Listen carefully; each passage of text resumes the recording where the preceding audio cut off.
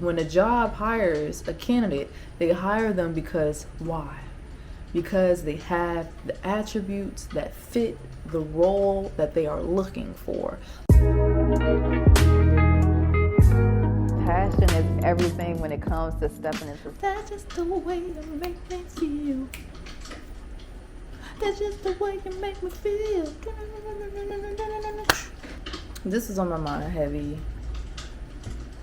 Along with my kind of new direction, not really new direction. Is it the...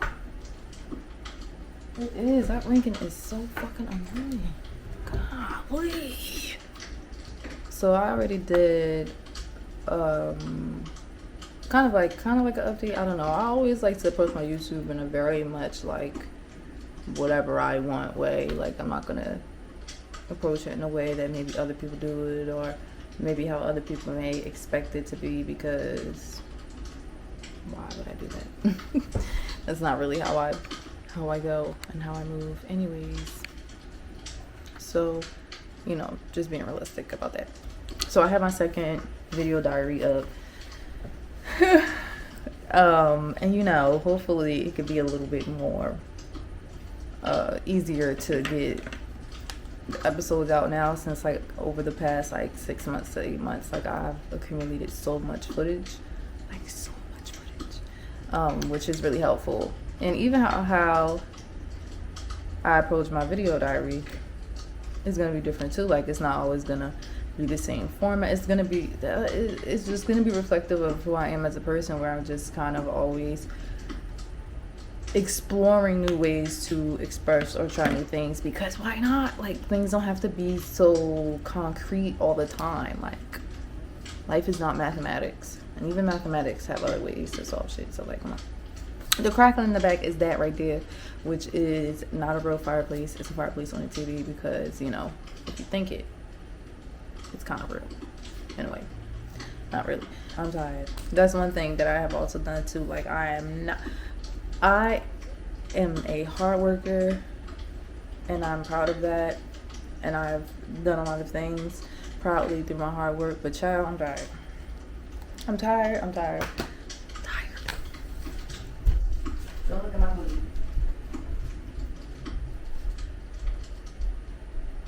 So okay, this was what was on my mind. I really want to talk about this, about relationships in general, and just like some analogy to that, because I just be thinking and writing and talking. And like I even have like this note. Everybody take notes in their phone first, but I have this note. You can't even see it. Oh my god. Wait, child. Kinda, but whatever. But yeah, I have this note in my phone. You can't see me scrolling, so why am I even showing it? I talk a lot in general, especially over the past X amount of years, about relationships. Firstly, because that's what life is, right? Life is about human and human connection, and what that connection does for people, whether that's with jobs or school or work or fun or creativity or art or whatever. We have all of these different ways we find, us humans, to be able to connect with each other, and we do it in all different ways. Even if like your favorite music artist make music, or your favorite writer, or your favorite dancer, or your favorite beauty girl, or whatever, it's all different ways to connect with each other. We see each other in each other, and we connect. And so with that being said, relationships have become the most interesting thing that, if you really pay attention, go on social media, or you look at that media like news media or movies, everything is about relationships. It's just the dynamics, right? What kinds, how long, you know, is it interracial? Is it on the is it within the gender binary? Is it within the LGBT community? Is it heteronormative? Is it, you know, it's like, but it's still about relationships, right? Whether it's people and government relationships, individual relationships, families, side relationships, you know, boo thing relationships, whatever, like frenemies, whatever. Everything is about relationships, and how that has affected our lives, or how that determines how we behave. And I ponder a lot on that because as a person growing up, I've changed constantly all the time. The things that I like, the things that I want, the things that I don't want, the things that are aligned with who I am or what it is that makes sense for my happiness or my elevation, or the things that I want to participate in for other people, and how I love them, like how I choose to love them, how much I want to help elevate them. It's like things like that. And so now I'm actually getting to my point. Relationships, in this analogy that I reviewed and wrote down about, is like applying for a job. And so I know, like, people are probably like, relationships, you're supposed to be fun and this, and like it shouldn't be a work or a job like that you have to do. Of course, when you look at it in that sense, right? Not a literal job, but realistically, all relationships do take work regardless. Things that come easy most likely are not worth it, and things that are worth it usually are hard to come by, and that's usually what it is, you know. And that's arguable when you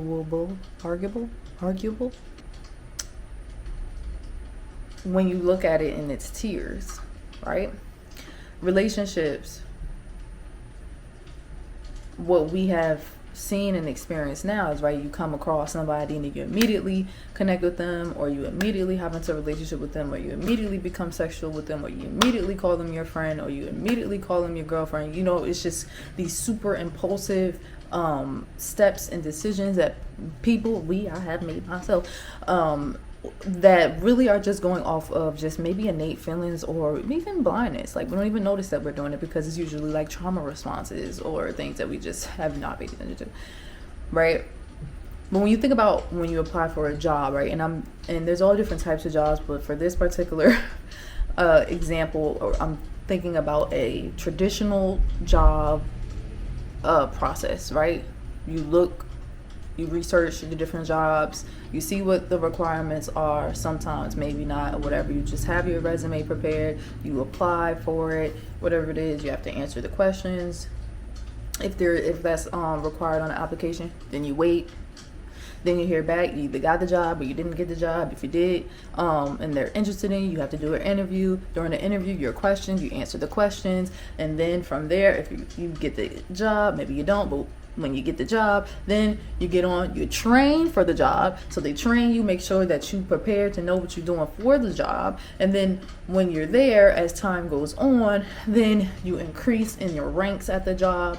And what is the ultimate purpose of it? I provide this, whether it's my service, my work, my knowledge, my expertise, and then you pay me for that, right? Very clear cut,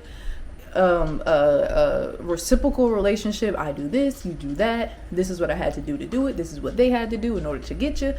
Very simple. It's a very understandable process that people don't question or have debates on the way it should be. This is what it is. But then with relationships, people are either the lack of knowledge, so they don't even know, right? Or they don't practice this, they don't do it at all, where they interview for the relationship. And I don't mean this, again, in a literal way. I say now, as I review myself and grow into this new chapter of myself, because I'm ever changing all the time, daily, weekly, monthly, yearly. And so how I approach my relationships, all types of relationships, is just usually it will be a route of convenience, right? I either met you while doing a task, right? While doing a project. I met you while at school, or I met you you know, in a place that I frequent or something, but the route is convenience, right? And then it's just like, oh, okay, well then we're friends, you know. But, and that's just an example, but for this example, that shouldn't be a basis. It could be an aspect if it works out, right? But that being a basis of relationships, or even maintaining relationships, isn't what is applicable for the job, right? When a job hires a candidate, they hire them because why? because they have the attributes that fit the role that they are looking for, the role that fits into the piece that they have, the role that is specific to what it is that they are looking for, if they know what they're looking for. So if you don't even know what you're looking for in a relationship, how would you even know who or what you're choosing? You don't even know what you want. So reviewing that and then figuring out, okay, this is what I want, this is what I don't want, this is what I want, this is what I don't want. These are my standards, this is reflective of my values, or well, the most important one, this is reflective of my boundaries, you know. And so I figured this out for myself, not because someone else told me, not because someone else asked me, not because someone else persuaded me or encouraged me or forced me. This is what I have reviewed and looked at and said, this is what I want out of this type of relationship, friendship, workship, relationship, familyship. This is what is aligned with my value, not the value that's expected of me, not the value that I had 10 years ago, not the value that I had last year, not the value that I had when I was in this other relationship. No, this is what I want. And so when the application goes out or someone applies, they show me who they are. I figure out if that fits the role. Then I'll decide whether or not I bring them on. And then I will train them, right? Or again, in comparison to the analogy, right? The example, the training part in relationships would be the communication and understanding and reciprocation of what's expected and wanted in this very intentional, committed relationship that we're both aware that we are choosing to participate in. Then we'll go from there, because sometimes I've seen a lot of debates and I've heard a lot of debates and I would just really sit there and listen, because I'll be like, this is beyond me. And people be like, people don't know unless you tell them. I am not. Think about it. Of course, by definition, people won't know which one until you tell them. But let's be very realistic. If you go on a date with a guy, first time, and this is for a straight girl that goes on dates with the guys in this example. If you go on a date with a guy, on that first date, are you going to tell them every single aspect and attribute that you want of a person? No, just let them be who they are, and you decide whether or not that fits into your life. And then if it does fit, then you could talk about all the things that works and moves and expectations and boundaries and all those things within the relationship. But you don't just meet someone and then say, hey, I want this, I want that, I want this, I want that, I want this, I want that. Because, and let's all be real, because people will say that they don't, but people will sometimes, even if it's innate and they don't even notice that they're doing it, sometimes shift themselves in order to fit that mold that you're saying that really isn't them. And then later on people say they changed, that's just, I never knew they didn't change, they just never were that person. But of course, which is the sentiment is nice, of course, willing to be the things that you want, but if it's not something that's natural to you or reflective of who you are on your own, then why pose that? Because people in general, even when you start relationships, people already put their best forward anyway. So you already will have to get to know someone who they truly are way down the line anyways. Because everybody always present their best attributes when you first meet someone. Everything that's wonderful and great about them, and everyone does it, myself included, right?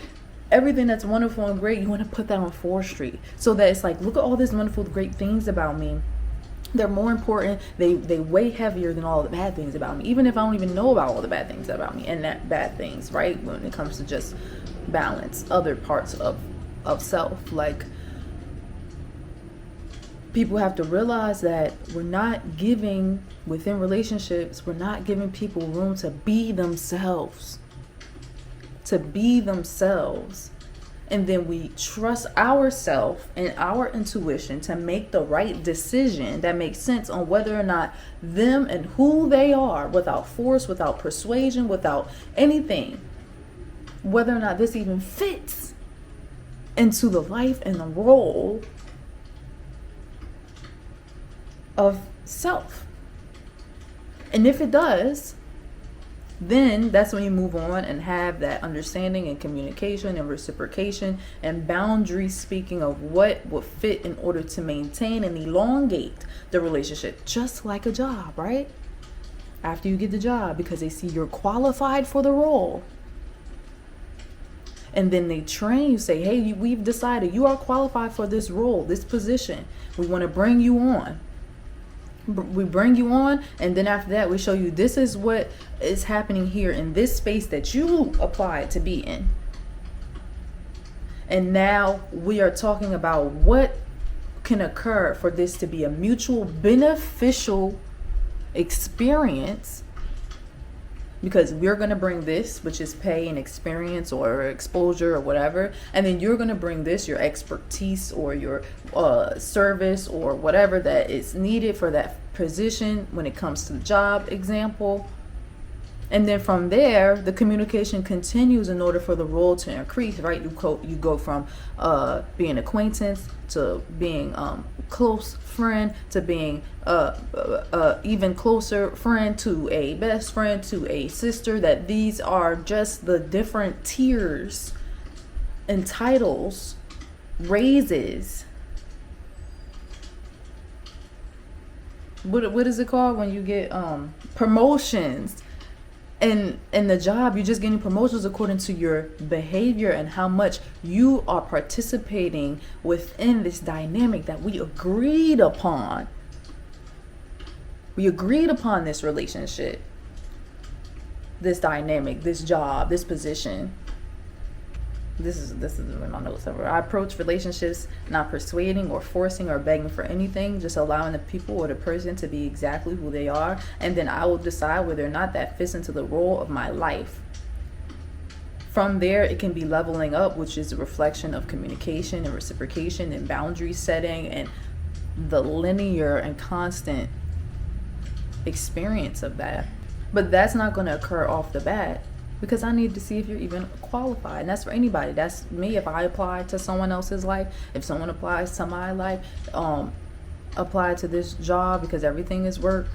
Your boyfriend, your girlfriend, your friend, your mother, your dad, your best friend, your kind of best friend, whatever the case may be, all of it takes effort. And then when you think about it, are you going to stay at a job that is not fulfilling for you?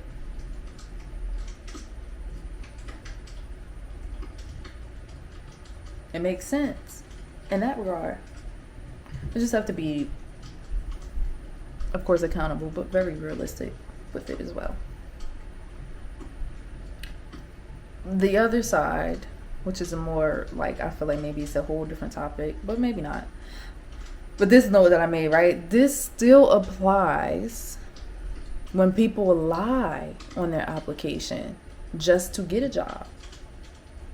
Even if it works out, which a lot of times it does, a lot of times it doesn't, but it's still revealed later on.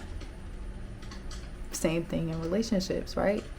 Which is what I said earlier when it comes to people who pose and present the things that they feel like this other person would want from them, rather than them just being themselves and letting it align, if it aligns or not. But sometimes even as an isolated incident, maybe those things need to happen for certain lessons or whatever the case may be, but that occurs as well. That it's more prone for someone to lie on the application depending on who they are, what are their values, and just these different things. And that's the whole reason why you should allow people to be who they are, and then decide whether or not that's something that's aligned with who you are, or the things that you want, or the things that's required for this position. That's all I have to say about that. So if you have any thoughts on that or any questions about that, go ahead and put it down below. And yeah.